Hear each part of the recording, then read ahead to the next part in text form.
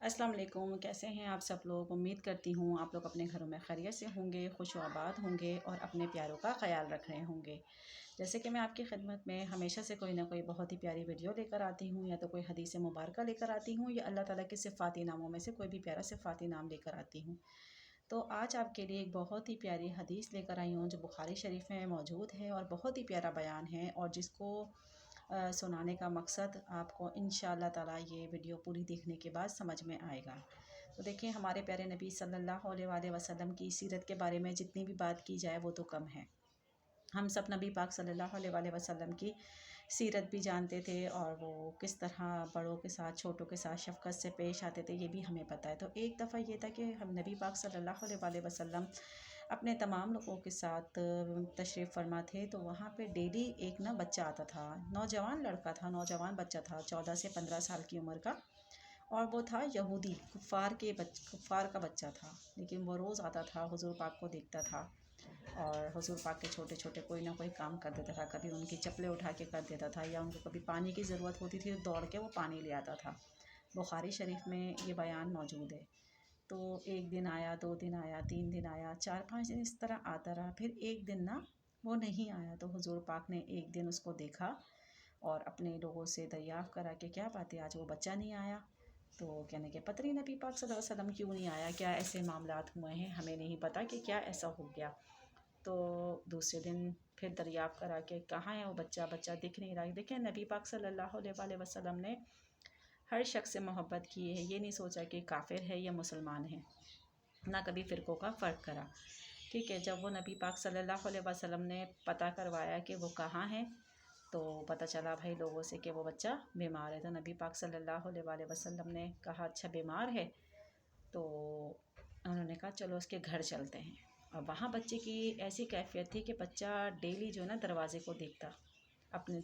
جتنے دن وہ نہیں گیا، 5 دن نہیں گیا، 5 دن مسلسل اپنے دروازے کو دیکھتا رہا۔ ظاہر سی بات ہے، کفار تھے، ایمان نہیں لے کر آئے تھے، کلمہ بھی نہیں پڑھا تھا، تو اس کے ماں باپ یہ کہتے تھے بیٹا تو جس کا انتظار کر رہا ہے وہ یہاں نہیں آئیں گے، نہ ہمارا مذہب ایک ہے، نہ ہمارا دین ایک ہے، نہ ہم ان پہ ایمان لائیں، وہ کیوں آئیں گے؟ تو وہ بچہ آنکھیں بند کر کے لیٹ جاتا۔ لیکن جب نبی پاک صلی اللہ علیہ وآلہ وسلم نے اس کی خیریت دریافت کری تو لوگوں سے کہا چلو آج اس کے گھر چلتے ہیں۔ دروازے پہ دستک ہوئی، دروازے پہ دستک جیسی دی تو نبی پاک صلی اللہ علیہ وآلہ وسلم جب گھر میں داخل ہوئے تو ان کے والد نے جب ان سے ہاتھ ملایا تو ہمارے پیارے نبی صلی اللہ علیہ وآلہ وسلم کا ہاتھ مبارک، دست مبارک ایسا مہکتا تھا جس کی کہتے ہیں خوشبو شاید اس دنیا میں کسی عطر یا پرفیوم میں موجود نہیں ہوگی۔ آپ کو سادہ لفظوں میں بتا رہی ہوں۔ اور حضور پاک صلی اللہ علیہ وآلہ وسلم کا ہاتھ مبارک، دست مبارک ایک دم ٹھنڈا رہتا تھا۔ تو انہوں نے ہاتھ ملایا اور وہ بچے نے آنکھیں کھولی حضور پاک کی آواز سن کے۔ حضور پاک کی آواز سن کے آنکھیں کھولی، حضور پاک اس کے بائیں جانب جا کے بیٹھے اور اس کا گود تکیے پہ سے اٹھا کے اپنے گود میں رکھا، اس کا سر، اور گود میں رکھنے کے بعد نبی پاک صلی اللہ علیہ وآلہ وسلم نے اس کے بالوں پر ہاتھ پھیرا تو اس کی آنکھوں سے آنسو جاری ہونے لگ گئے۔ یہ سارا معاملہ دیکھ کے اس کفار کے، اس یہودی کے بچے کے ماں باپ بھی رونے لگ گئے۔ تو نبی پاک صلی اللہ علیہ وآلہ وسلم نے بولا تو ایک کام کر، کلمہ پڑھ لے بیٹا، کلمہ پڑھ لے۔ تو اس بچے نے اپنے ماں باپ کو دیکھا تو اس کے والد محترم نے فرمایا کہ جتنا پیار میں تجھ سے نہیں کرتا اتنا پیار یہ محمد صلی اللہ علیہ وآلہ وسلم تجھ سے کرتے، بیٹا مجھے مت دیکھ، پڑھ لے کلمہ۔ بس اس بچے نے کلمہ ادا کرا ہے، کیونکہ ہمارے نبی پاک صلی اللہ علیہ وآلہ وسلم کی خوشی یہ نہیں تھی کہ دنیاوی کامیابی ہو، بس وہ ان کی خوشی یہی تھی کہ لوگ نماز کا شوق پیدا کریں، دین کو پھیلائیں اور اسلام قبول کریں، اور دوزخ سی آگ سے محفوظ ہونے کی تمام ہماری تعلیمات ہیں، جو ہمارے قرآن پاک میں موجود ہیں کہ ہم دوزخ سے نجات کے لیے جو کام کر سکتے ہیں وہ کریں۔ ہمارے نبی پاک صلی اللہ علیہ وآلہ وسلم نے بس یہی ایک خواہش ظاہر کی تھی، اور ان کو چین سکون اسی چیزوں میں ملتا تھا۔ جیسے ہی اس بچے نے کلمہ مکمل ادا کرا ہے تو اس کی روح پرواز کر گئی، نبی پاک صلی اللہ علیہ وآلہ وسلم کی آنکھوں میں آنسو تھے اور چہرے پہ مسکراہٹ، اور وہ پھر گھر سے باہر نکلے اور اپنے جن بندوں کے ساتھ، جن لوگوں کے ساتھ وہ بیٹھتے تھے، دین اسلام کی تعلیم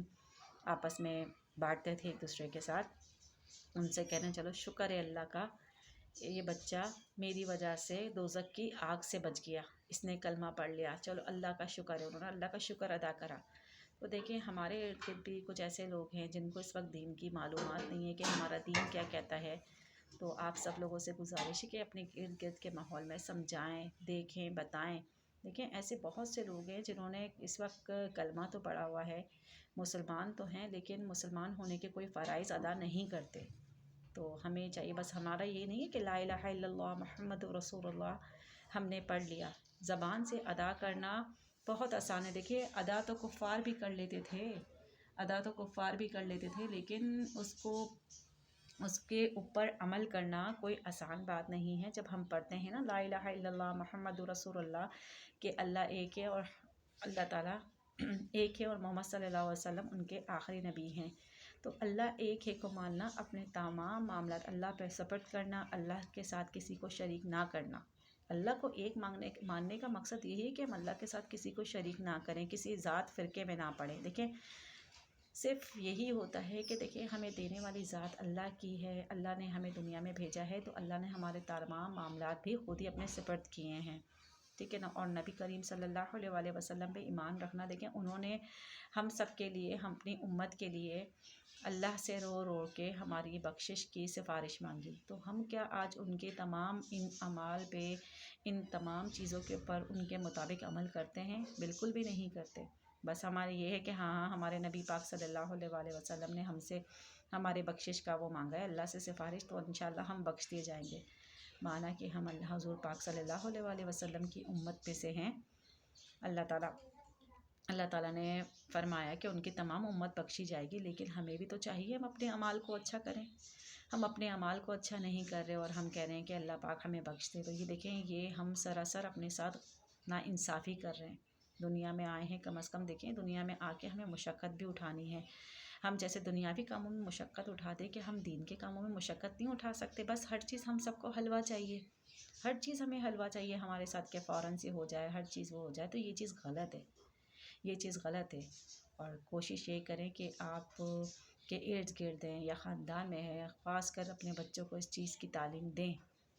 کہ ہمارے نبی پاک نے کس چیز کو پسند فرمایا۔ دیکھیں کبھی کبھار ایسے بچے ہوتے ہیں، ان کے دوست بھی ایسے ہوتے ہیں جن کو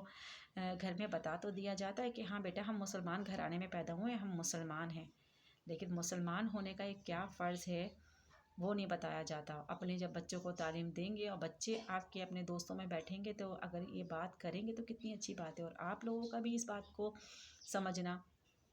بہت ضروری ہے۔ آپ خود بھی سمجھیں، بچوں کو بھی سمجھائیں، اپنے خاندان میں بھی بیٹھیں تو اس باتوں کا بالکل تذکرہ کریں۔ دیکھیں یہ بہت ضروری ہے کہ اللہ نے ہمیں بھیجا ہے اپنی عبادت کے لیے، اور دیکھیں ہم نے دنیا میں آئے ہیں تو ہم اپنے نامہ اعمال آخرت میں بھگتیں گے، چاہے وہ ہم اچھے کر رہے ہیں چاہے ہم برے کر رہے ہیں، ورنہ اللہ تعالیٰ کو ہمیں اشرف المخلوقات بنانے کی ضرورت نہیں تھی۔ ان کی عبادت کے لیے ان کی ملائک ہی بہت تھی، ان کے فرشتوں کی جماعت ہی بہت تھی، لیکن پھر بھی اللہ تعالیٰ نے ہمیں دنیا پہ بھیجا، اور ہمیں چاہیے کہ ہم نیک اعمال کریں، اور اللہ تعالیٰ جس سے خوش ہوتا ہے، جس سے ہمارے پیارے نبی صلی اللہ علیہ وسلم خوش ہوتے ہیں کہ کسی مسلمان کی اصلاح کرنا، اور کسی کو یہ بار بار تلقین کرنا کہ تم اللہ سے جب مانگو دوزخ سے نجات مانگو، دوزخ سے دوری مانگو، دوزخ کی آگ سے محفوظ رہنے کی دعا مانگو، تو ہمارے نبی پاک صلی اللہ علیہ وسلم کا ذوق اور شوق دونوں یہی تھا، تو کیوں نہ ہم اپنے اندر اپنی اولادوں کے اندر اس ذوق و شوق کو پیدا کریں۔ تو امید کرتی ہوں کہ آج کا یہ ٹاپک آپ کو پسند آیا ہوگا، اور آپ آج یہ میری بات کو سمجھیں گے کہ میں کیا کہنا چاہ رہی ہوں۔ تو آنے والے ٹائم پہ نئی ویڈیو کے ساتھ آپ کی خدمت میں حاضر ہوں گی، جب تک اجازت چاہتی ہوں، اپنا اور اپنے پیاروں کا بہت خیال رکھیے گا۔ اللہ حافظ۔